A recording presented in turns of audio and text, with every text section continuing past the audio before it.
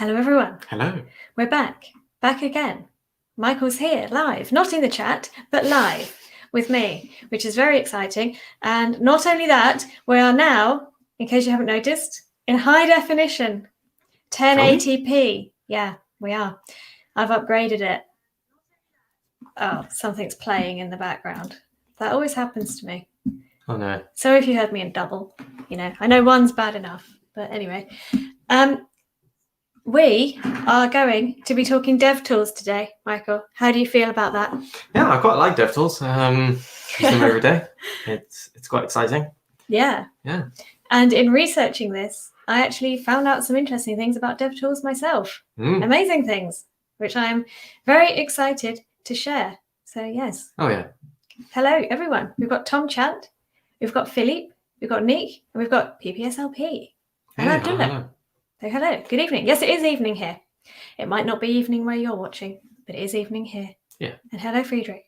But first, before we start diving into DevTools, we need to look at the submissions for the weekly Web Dev Challenge. So this is the one we solved last Friday, which went much better than I thought. Calculating your age in days. Neat. Yeah, it is. Everyone wants to know how many days old they are? Well, I mean, some people have taken it even further. Yeah, so let's have a look. I have got one here from Ambreen. So not only can you calculate days, you can also do months. Oh, wow. Look at that.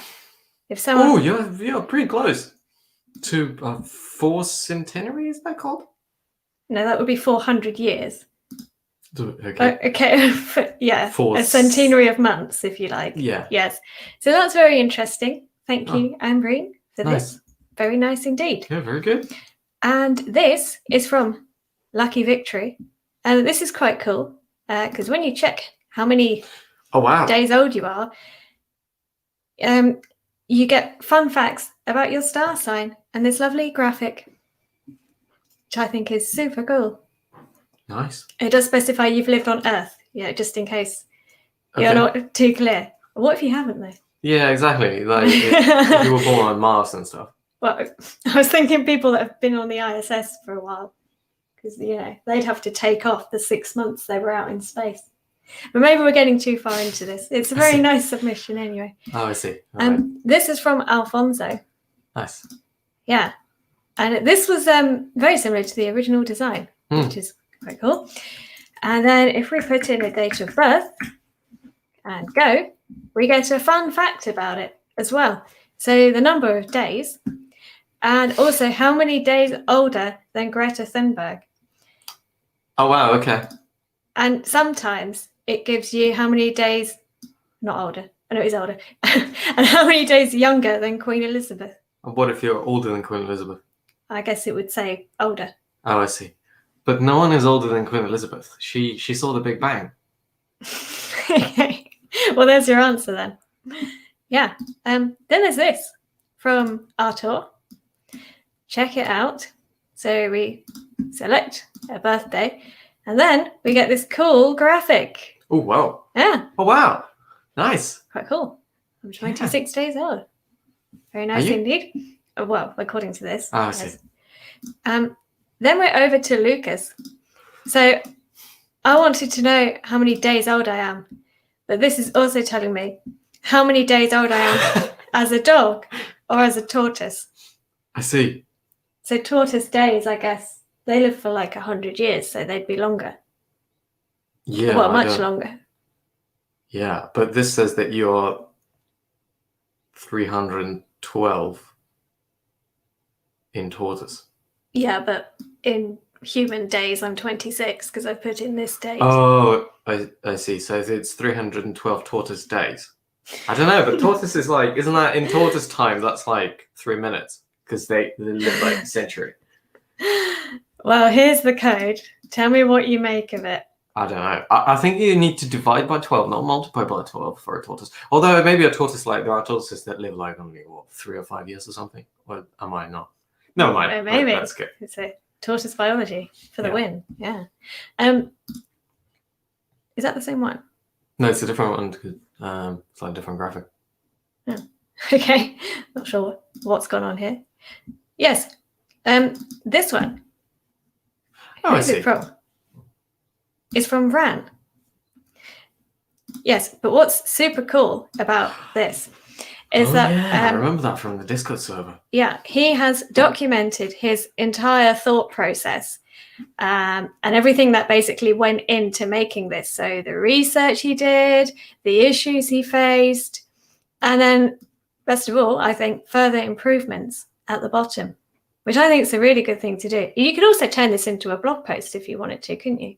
Yeah, I suppose like you can just literally copy paste that into a blog post and publish it on DevTools or your own blog or whatever. Yeah, Dev2, you wouldn't even need to do anything to it because it's a markdown. Yeah, it's already pretty much done. But yeah, this very is good. a really cool thing to do because I think it's going to help him later on because you build something and then a month later you have no clue how you did it. It's all documented here. Yeah, I think also a very good value out of that is like in, let's say 3, 5, 6 months time, he will be able to actually look back to where he started and see his progress. Yeah, and I think that would be quite super motivational. Yeah, very good. Definitely. Yeah, super cool. Next up, we have Bart. Now, this is a really cool input because you put the things in one at a time. So 1900, okay, let's go with it. Number of a month, let's go with February. And a day, 22. Woo! And then it gives me this nice, simple graphic. I think it's a very creative way of inputting the date. Yeah, very nice. Very nice Bart. There were lots this week, as you can tell. It's very cool. I'm not sure how to say this. Doylock has made this, which is very slick. Please select a valid birthday. Yes, not in the future. That would be odd. Woo! And it gives me this awesome graphic. Oh, wow, yeah, that's pretty nice. Oh, hello, pumpkin. Oh, hello. The other end. Yeah. Say hello. Oh, Oh, whinging. He wants some food. He's had But so it's a much bit food. too early for him for food. He's had plenty of food. And the last submission is from Rhino on Discord. And this is cool. Oh, wow. Because you also get some fun facts about how many days celebrities have been on the planet.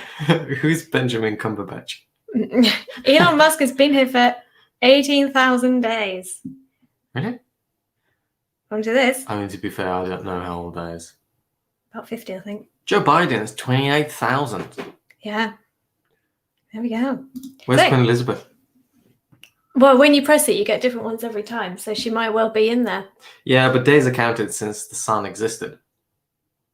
And she's way older than the sun. Okay, let's move on. Here is the... I thought I'd got the wrong one then. No, yep. Here is the winners poll. Please select your favorites, vote for them, and we will announce the winner at the end. And now, moving on to DevTools.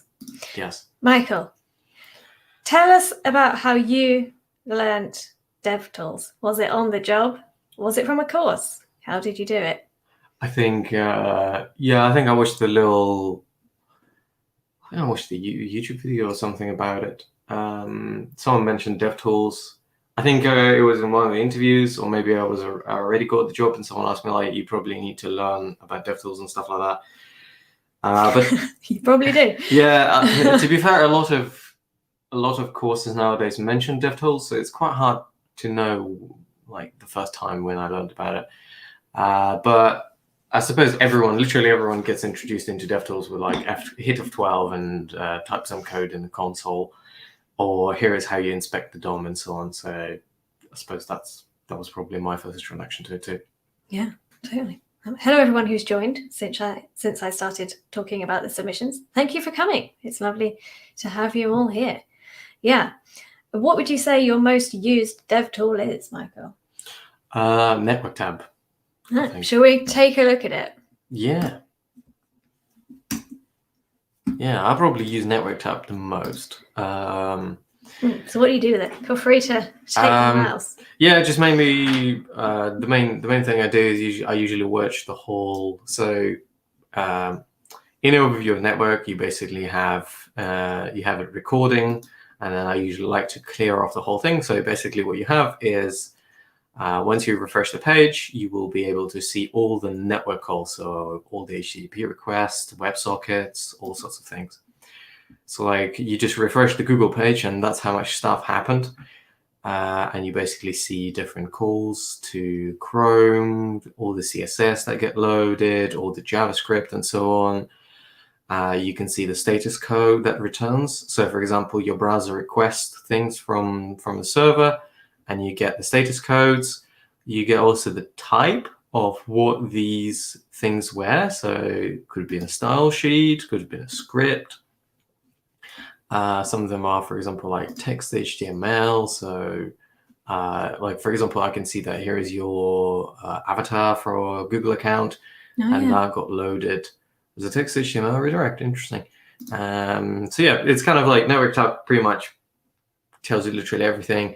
It gives you in a waterfall when it was loaded, how long it took, and the size of it. And so you can pretty much inspect everything as it goes. Oh, look, you can even inspect like icon, pencil, SVG. Yeah, you can even have a look at all the SVGs. Literally all the resources that get loaded on the page, they're here. You can then try to narrow it down. So XHR, basically they're the HTTP requests. So there you go. We had some of the requests made to play Google and so on. And then you also have like all the JavaScripts or all the CSS that got loaded, images, media, font, doc. WS is WebSockets calls. And then, well, there we go. So there are also other, whatever they are, API, Google, some API JS file. But for example, if you go to, whenever you make an HTTP call, it would get recorded in here. And I quite like to have a look through it and just kind of like trying to think of a website where you can actually make an HTTP call from there to kind of, I don't know, literally any app. I mean, let's just go to Scrimba, right? So just see what's up with Scrimba. So for example, if I narrow down on Scrimba to XHR calls, so I can see that there are some calls where call to different APIs. So like we had a Discord API call. Oh, look, there's our podcast by the looks of it. Yeah. So your podcast? The Stories podcast. Stories podcast. Okay, fair enough. That got a bit redirected by the sound of it. But then once you kind of look into these, so let's say just randomly calling Stripe. I'll probably not look into the Stripe one because I don't want to record things. Anyway, but like you can see all the headers that were requested. So here is the URL, a method used. So if you know somewhat about HTTP, you can look into things. For example, you can see the cookie that was requested. I'm okay with displaying that because that gets refreshed anyway, so no one will steal the identity by the time they see it. That's good to know. So yeah, you can, for example, replicate this request yourself if you want by grabbing some cookie, and then you can also have a look at some of the responses. So here's all the response that Scrimba API returned onto the page to get displayed and so on. And then you can basically, verify some data and so on. It's quite often useful when you're trying to debug some issue that you think is with API, or you're trying to reverse engineer some API.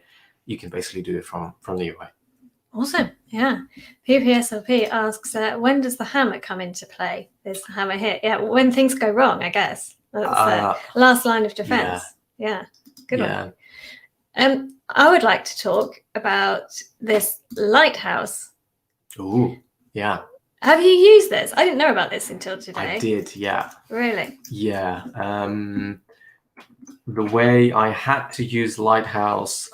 That's the best website to check it on as well. But to give an idea of what it is, basically, it's an automated website checker that can scan for best practices, accessibility, security, and so on. So I've loaded the world's worst website ever, that's what it's actually called, on here to generate a report to see what it says. So what you can check for different things: performance, progressive web app, best practices, accessibility. So obviously, I think we should look at best practices. I think you can load pretty much everything. I think let's look at performance as well, just to. SEO? I wonder what SEO is like.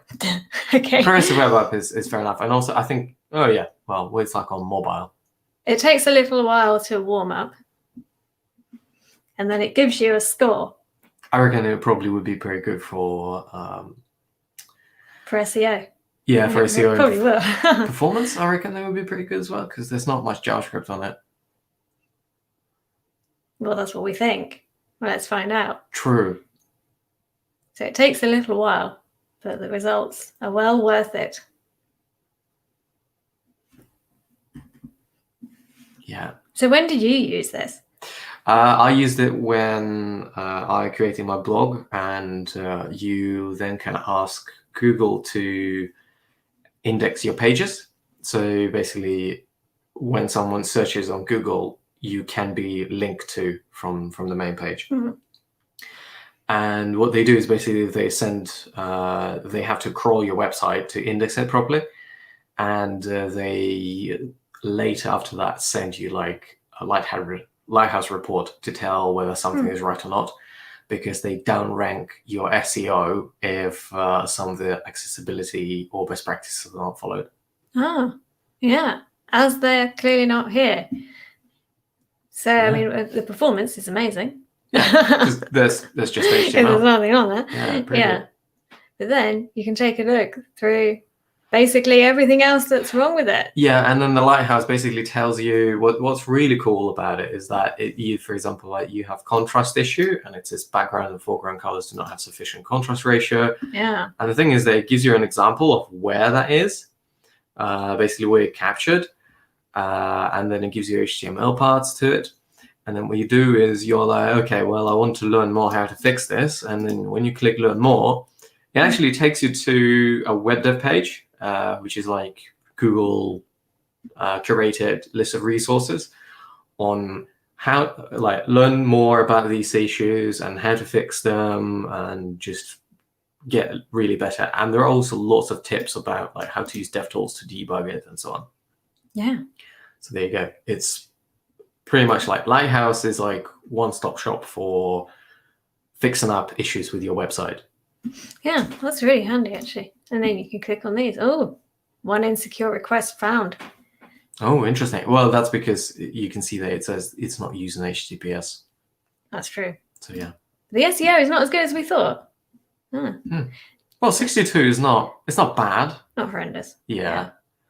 Document doesn't use legible font sizes. You're telling me. Yeah. Yeah. I've got Ineza says, I use it when testing my PWA apps. Yeah, progressive web apps, the things that we didn't tick. Yeah, that's right. You can do it on here. Yeah.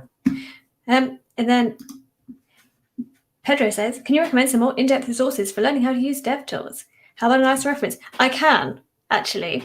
That brings me nicely to my next point. So on the topic of color suggestions and having problems in that area, I have found this really cool blog, I suppose it is, from, his name's Umar. He's a developer in London. Nice. And he has a few topics that he writes about, but one of them is DevTools. And yeah, he's got a lot of articles on how to use it, many of which I found today. But this is seriously cool because I can come in here, and as that site you just mentioned, Michael, you can indeed click anywhere on your page, take a look for the color. Yeah. And then if you hit that, it gives you suggestions of other suitable colors or which ones wouldn't be allowed. Whoa. Maybe not that blue. And you can check the contrast and if it's all okay. So that's super handy, I think. That's very nice. So here we've got contrast ratio and then 2 ticks. So that's all good. If we changed it to that, that would be bad news. So yeah, I think that's super useful. Yeah, very nice. What's next?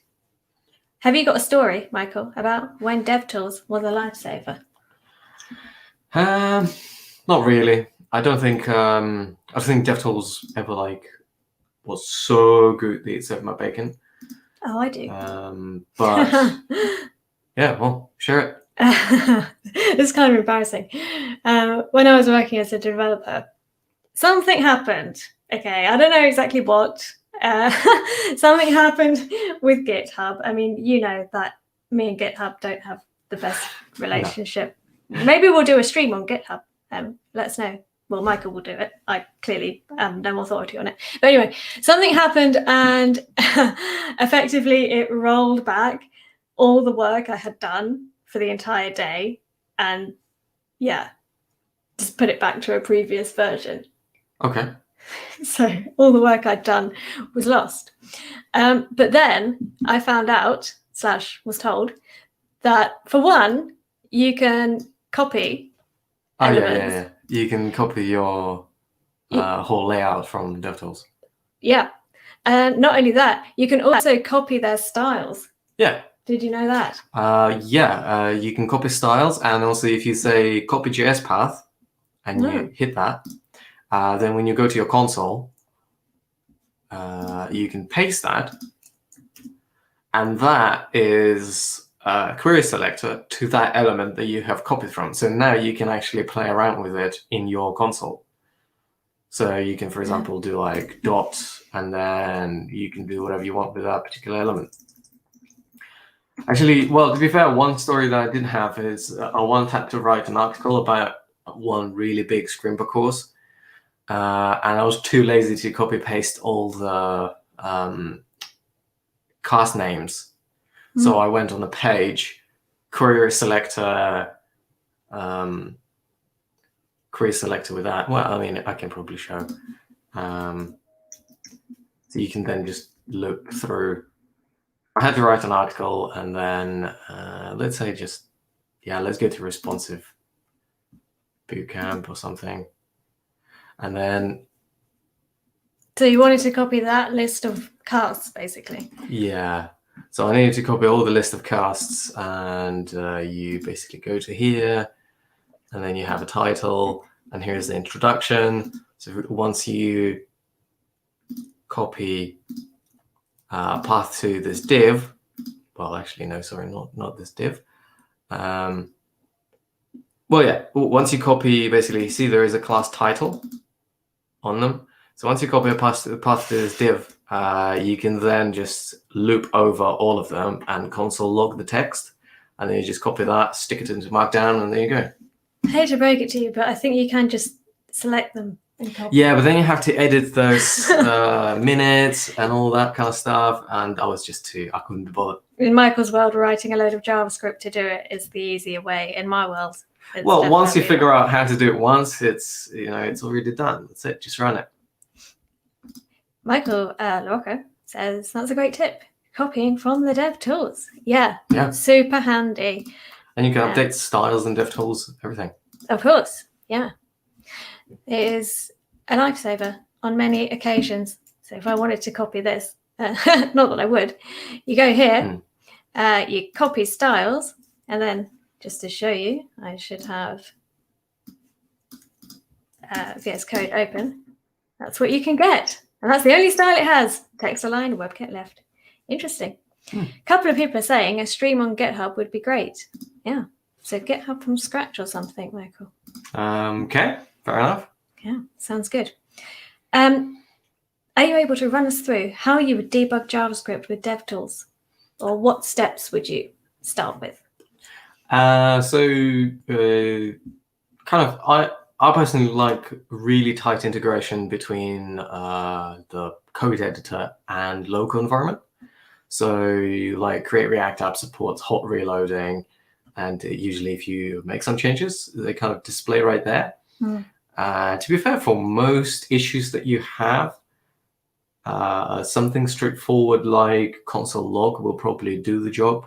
But sometimes you have to reach out for a little bit more. For example, if you need to debug an API request, then that's why you would have your network tab open to just see if your app has actually called some kind of resources. But also you have, quite often you have a list of sources. So there is a sources tab over here. And the sources tab basically has JavaScript and all the other files in there. But to be fair, when you're working with something like React, this becomes a little bit less useful because it's all minimized, it's all mangled, and once it's been output, that JavaScript is pretty much, it's impossible to read it.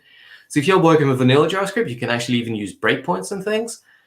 But I mean, they become quite harder to do once all of this has been minified. Can you explain what breakpoints are? So breakpoints are so like once you have, well, it's kind of hard to display on this because this is Notion and they have packaged it. So you can't really breakpoint on the production version of JavaScript because it has been stripped from all of those debugging capabilities. But for example, if you go to your local setup, like we said on VS Code or something, so if I wanted to, let's just quickly type something up. Oh, sorry, this needs to be HTML. So if we just make an HTML file and we just go like something like that, and then here we'll just create some kind of tag, and then like write hello, and then oops, and then I'll just quickly add a little script tag. Whoops, script tag. Oh, there we go. Script, and I think it's like, what is it? Type. There we go. Type, and then I can just type text. Oops. JavaScript. Okay. So quite often what you have is in VS Code, when you're working in Node, you can hover over here, and it will give you like a little breakpoint bit. So if you correctly set up your VS Code, I don't know if it's set up on your machine. So, but if you correctly set up, you can just Google VS Code setting up breakpoints in JavaScript and just follow the instructions. You will be able to then run your code. And when, for example, your code hits a breakpoint, it will stop on that line. Like it will stop literally on that line, and then it would just wait for you to do something. And then just figure out the stuff what you want to do. So you can, for example, breakpoint into an API call. You can breakpoint into a variable or literally anything like 42. So say, and then do you have what is it? Live server is called. Yeah. Oh, you have a live server. Cool. I probably need to save that. Let's save that. Oh no. Oops. Oh, it's that one, isn't it? No. Nope. Never mind. Let's continue with our other tips. Yeah, well, and then basically you can spin it up in the live server and then just walk through the JavaScript there if you want. And also, when you write JavaScript like that, you can also set up breakpoints within network, within the sources tab. One thing with that can actually help you is if I go to like something like Scrimba, open the DevTools here, so you will see all the different source stuff. You'll be able to, sorry, not in the navigator. Is it? I thought it was in the sources. So you will see all the scrims. There was also like, no, sorry, it's in the application. So there is application tab, and the application tab, you will also be able to see stuff like cookies. So all of those that I was talking about, cookies for your authentication and so on, they're there. And also, if you're working with the app that uses local storage, so for example, when you need to persist, so like when you go to a website and then it's kind of magically continues from where you left off last time. So like if you go to Asana or something and it holds your input text, or like when you go to Slack and it has like half the message that is already typed up and you haven't sent, or Twitter saves the same. Basically, they all store this data into their local storage and session storage. So it's all stored on your local machine. And when you come back to it, it's like magically it's retrieved back. Funny thing is, you can actually use local storage in your scrims. So you can actually save stuff in here if you want. Yeah. Like, awesome. Yeah, like for example, I don't remember the exact syntax, but like save stuff to local, save items to local storage. Okay, there we go. Storing. So you can, for example, say local storage save set item. So I'll just copy this, right? And which was, it was this one. So just whatever scrim we have. I can, for example, do that. It doesn't want. So I'll just say test object. Yeah, and I'll just type up like a. This needs to be a string. And there we go. So that basically local storage, and Scrimba has already one object for a scrim, and it has put that test object into there. And then equally, you can then retrieve it from the item. So that's basically how you save things between the sessions. Very nice. I have a question here from Zachary. Can you connect DevTools to your local so that any edits in DevTools would auto-populate in your local file? That would be great. Yeah, that's is there a way of doing that? That's pretty neat. I don't think there is, but what you can do is, basically what a lot of people do is they go to a particular element on their page, and then, there are, there we go, main scrim.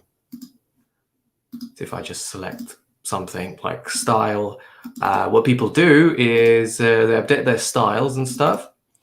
And then, for example, they can choose whatever here, they play around, and then what you can still do, you can just copy and paste it. Select all of that and paste into your local, and that's kind of done. So I do that quite a lot, actually. Yeah, it's not a one-to-one link with your local, but kind of works like that. Yeah, very nice. Ineza says, I find the device toolbar useful for testing breakpoints. This. But I wanted to talk about this. Interesting. Anyway. I don't really know. Device toolbar for testing breakpoints. I think they're talking about breakpoints as in like CSS size breakpoints. Ah, right. Okay. Not code debugging breakpoints. That makes sense. Yes. Totally. Yeah. No. Absolutely. So if you don't know, if you hit this little icon here, you can test your site on a range of different devices. But Michael, you know more about this than me, because that was all I ever used it for. But then you told me about all these other things you can do with it, like the throttling and all the rest of it. Yeah, basically, like you remember when we were doing the Lighthouse earlier? It was there was a message like simulating loading this website on 3G and so on. So what you can actually do is you can change something like how zoomed in something is, and then you can also do throttling based on like, well, for example, what happens if we go offline, and then you can basically see what Scrimba does on iPhone 6 when it's offline. Then you can check what kind of thing will happen if you're on mid-tier mobile plan or low-end mobile plan. And then you can also add a few bits like show in Finder, whatever the services are here. But mainly, to be fair, most devs usually work on no throttling, and sometimes you kind of skip into mid-tier. But it really depends on the size of your team as well, because it takes a lot of effort and testing and development. So if you're working in a small team, it's quite unlikely that you will be able to test any of these scenarios.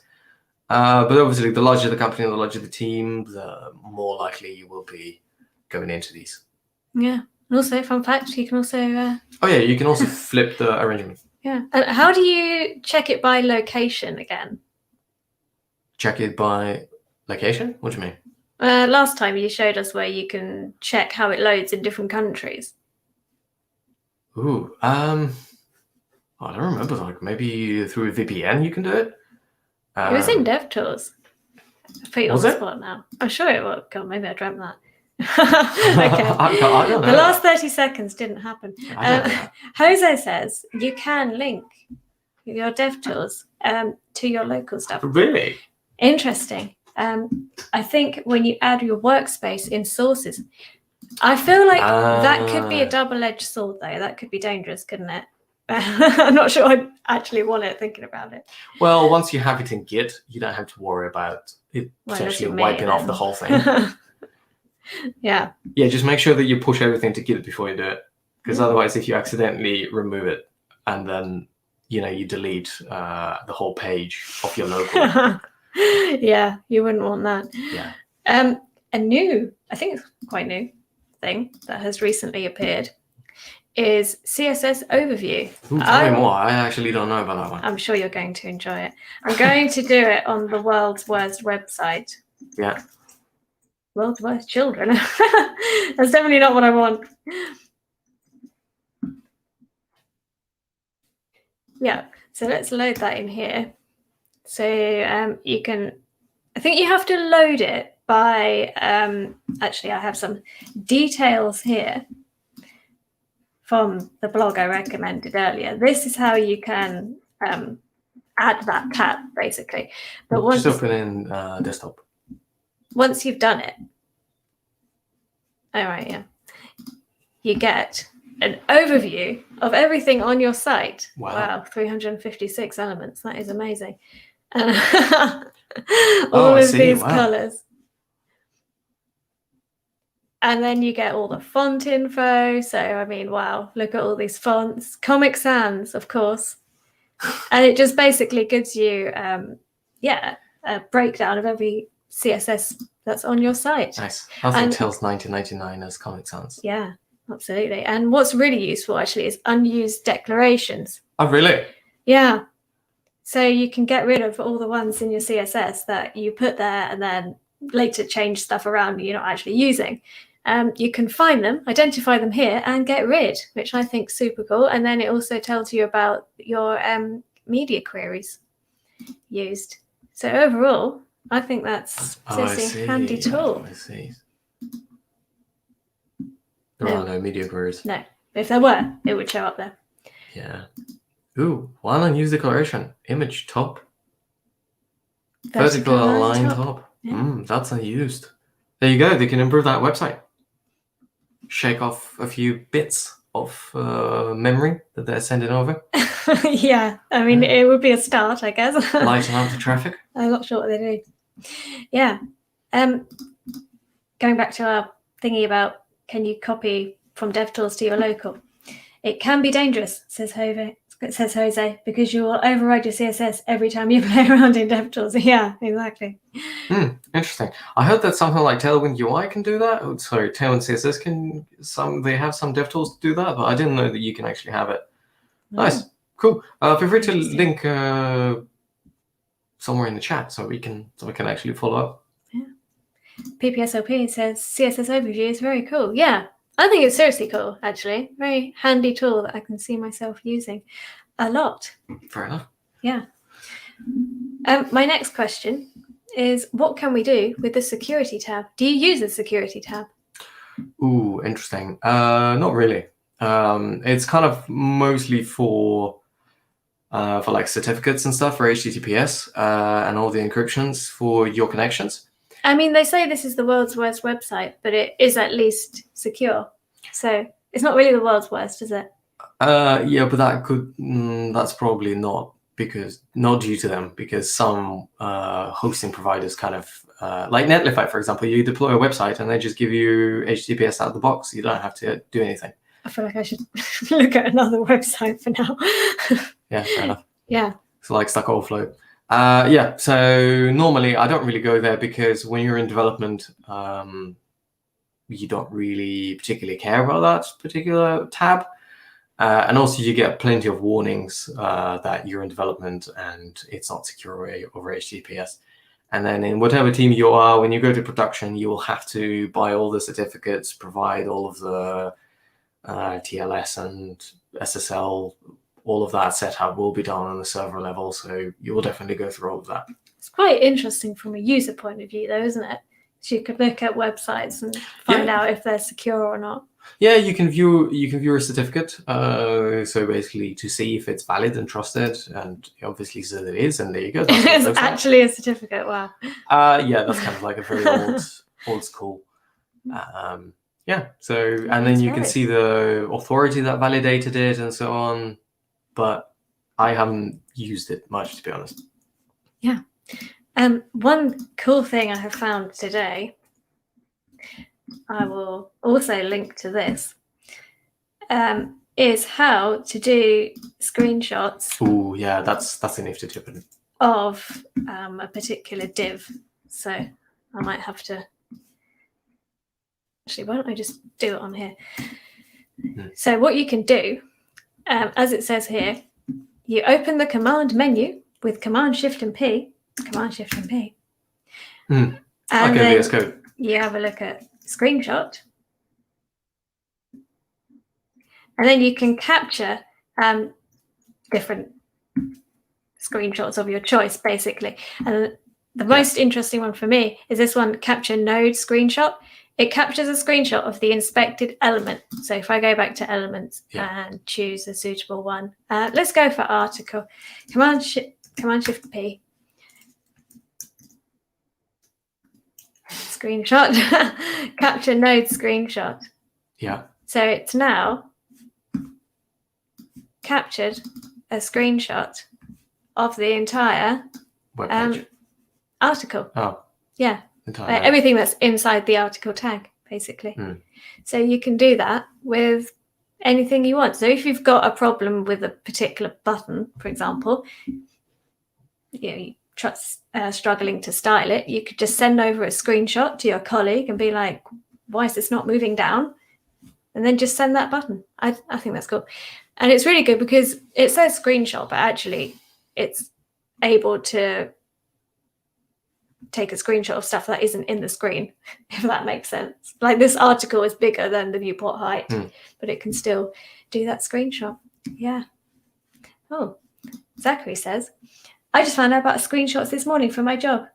You can also use headless Chrome or Chromium to automate this for larger projects. Really?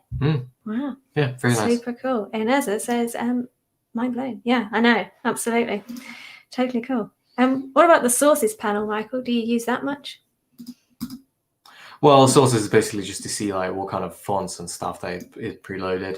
I've used it on a couple of times just to double check whether the JavaScript and all the files that we send is minified, and because normally when you ship a React project, you don't want to send all your dev dependencies, like all your test tools and things.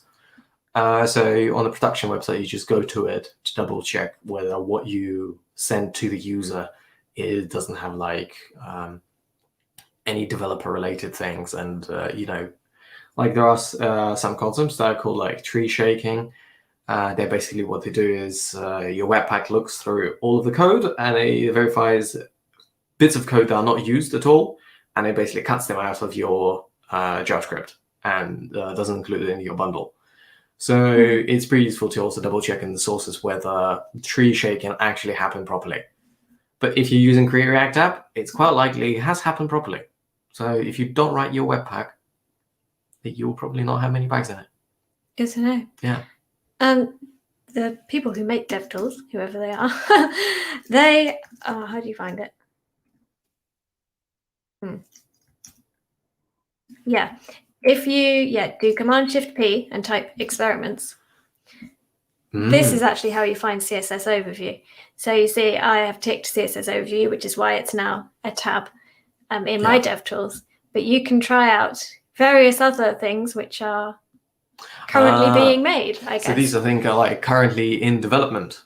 Beta, I guess. I see. Nice. Yeah. So they've got various different ones. I'm not sure what they will do, but you can have a look through them. And then they've even got this list of particularly unstable ones, which you may or may not wish to try out. But yeah, that's how you can reach the future of DevTools, I suppose. Wow. That is very neat. I wonder what allow custom UI themes does. Shall we look it up? Yeah, go for it. Or just try it. That's risky. Okay. Oh, well. So what is that? I don't know. Mysterious. Do you have to restart it? Yeah, you have to. One or more settings. It's that Yeah. giant button. Oh. Well, if the computer blows up, you'll know why. Yes. Experimental features. Yeah. That's a very good point. Yeah. Revolts, that message over there. I hacked online test.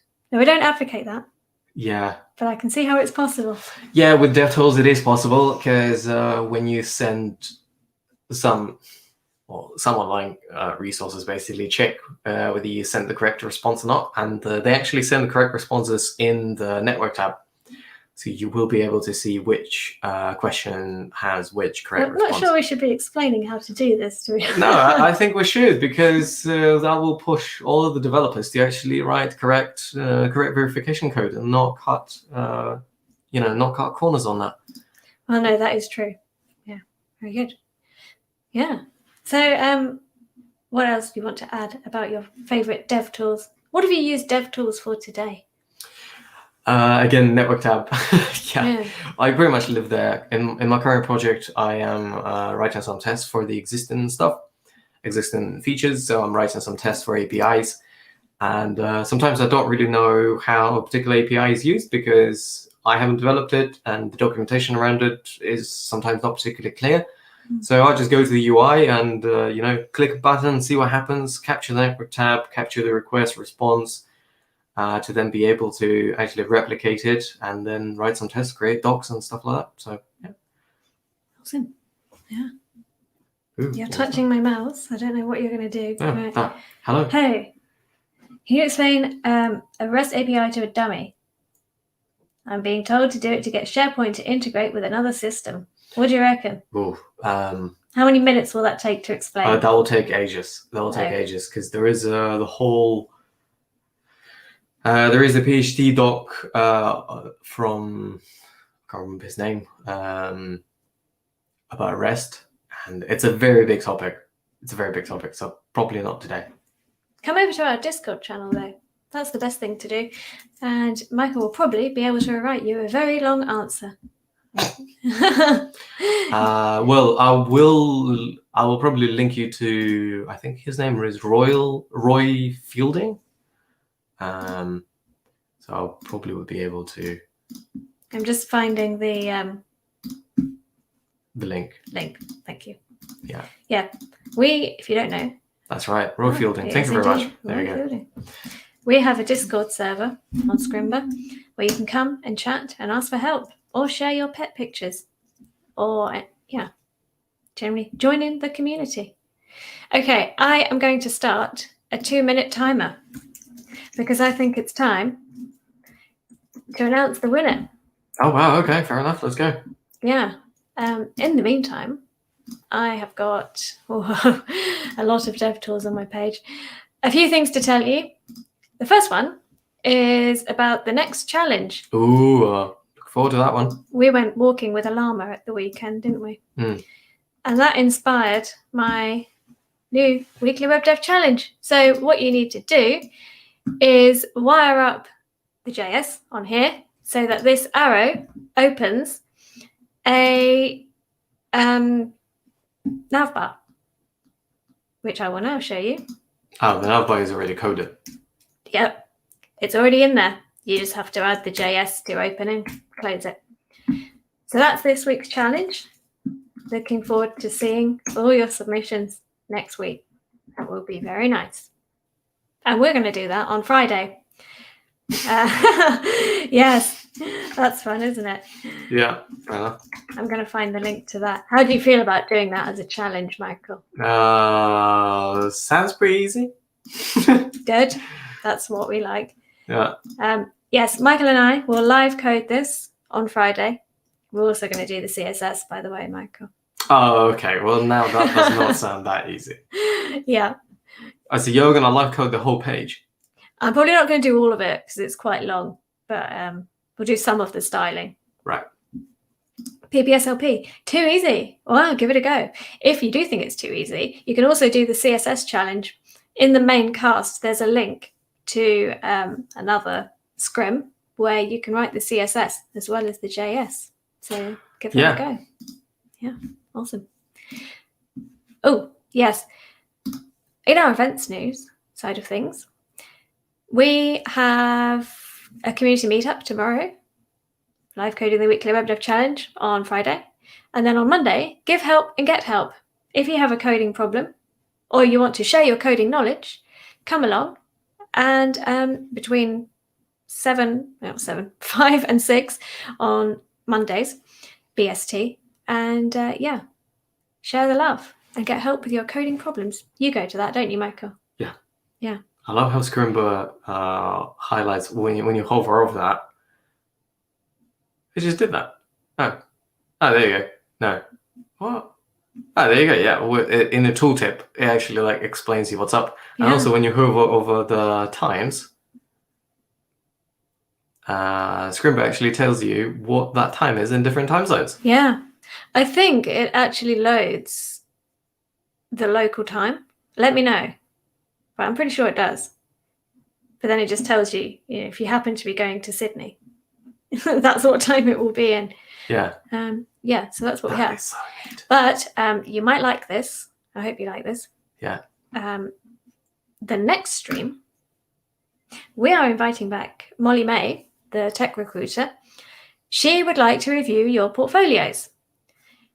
Yeah, so if you would like your portfolio reviewed on the stream, please remove any personal data and either send it to me on Discord or email help@scrimba.com. Wow, that's nice. Yeah, for a completely free portfolio review in next week's live stream. Marley says it does show my local time on Scrimba. Oh, yeah. Handy. Now that time tooltip is hella awesome. Yeah. I know. I just found out about it. How amazing is it? If you have coding problems, PPP, SLP, you can come to Discord or you can come to the office hours. Well, sorry, they've been renamed. Give help, get help. Get help, give help. Okay. GHGH, whichever way you go. Yeah, that's a good acronym. Yeah. Has our 2-minute timer run out? I didn't. Oh, it's. Oh, you didn't start it. I think it's run out. I think it probably has. What's the? Whoops, that's the wrong one. What are you trying to do? I haven't announced the winner yet. Oh yeah. Oh yeah. Okay. I should step away from the mixer. Yeah, I don't think DJing's for you. Licky says, first time on the live stream. Great listening to you guys. I'm glad you enjoyed welcome. it. Yeah, thanks for coming. Okay, let's announce the winner. The winner. Yes, Okay, which one is it? Thank you for the translation.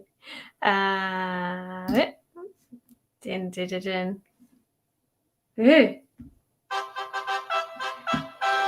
We have a joint winner again. So, Artur and Lucky Victory. Ah. Cool is that? So I think that one's Lucky Victory. Can't remember which one Artur is. Boy, look at my millions of tabs. That's embarrassing. The fourth one. That one? Ah, nice. Ooh. Yeah. Pretty good. Lovely. Congratulations. So those two are the winners. You win $50 each of Scrimba swag and 6 months free of Scrimba Pro. Wow. And that reminds me, I did have to choose a random winner, which I will now do. This might take me a while to find it.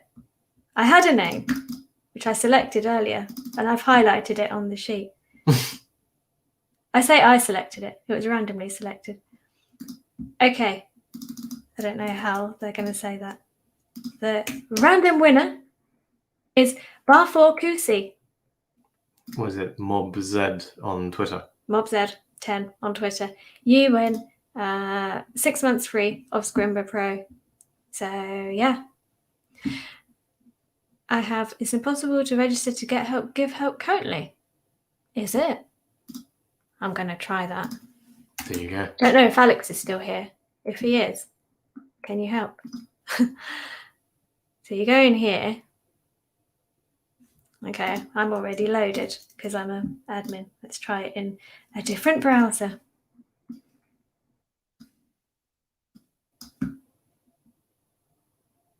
Oh, So you're not able to register with this, Leela?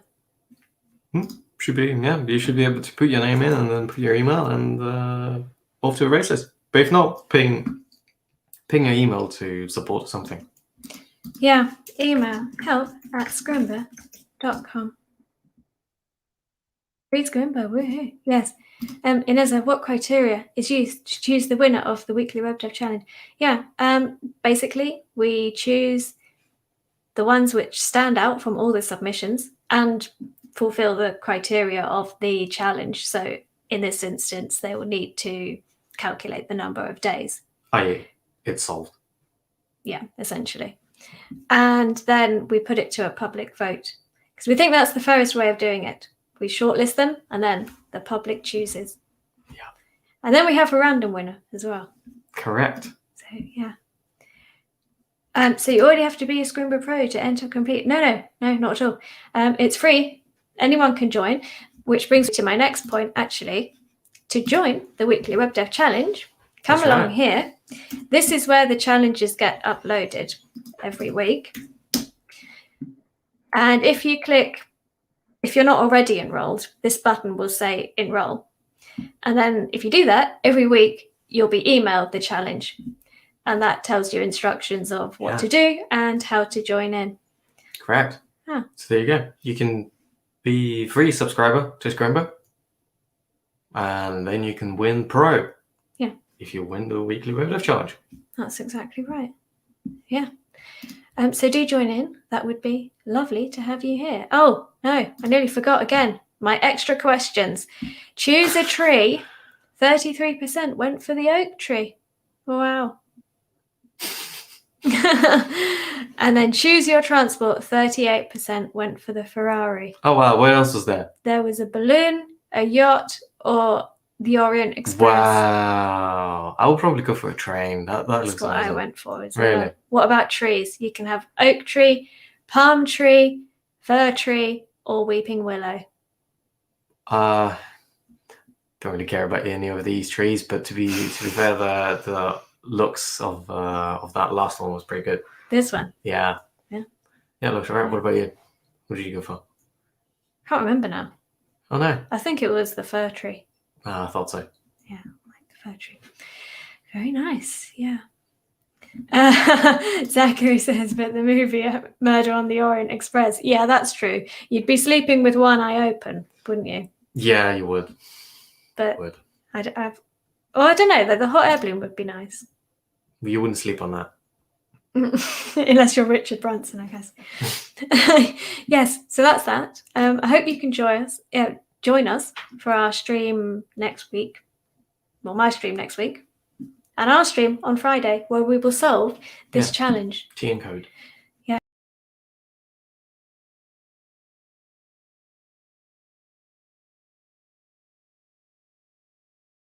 Sorry, I just removed myself by accident. As you've all mentioned that you would like a GitHub stream, I think we should put that together, don't you, Michael? Yeah, that sounds all right. So probably feel free to join our Discord and just write up a list of topics that you think would be interesting. Like, what are you interested in doing? Like raising PRs, branching? Is it Git CLI or is it GitHub website that you're interested in? I think we should do CLI. Yeah, kind of like probably everything really. I don't think we do everything in an hour. We can show like some basic workflows. I think like the normal workflow that I use, it probably takes about 30 seconds from a branch to a PR. So it wouldn't take long, but yeah, it would be interesting. Yeah, I don't mind like GitHub from scratch, but maybe people want something a bit more advanced. Let us know. Oh, CLI and branches. Yeah, pretty That neat. sounds good. Fair enough. Yes, we will do that. Are you going to grab Pumpkin? Yes. Okay, Pumpkin. And rebasing branches. Say goodbye to everyone. Oh, he's grumpy because he wants to work his grub. Yeah. So we will, all three of us, see you next Friday. I hope you enjoyed this. Let us know if you want more like this, and we'll be back soon with the GitHub stream. Yes. Have a lovely week. Good night, everyone.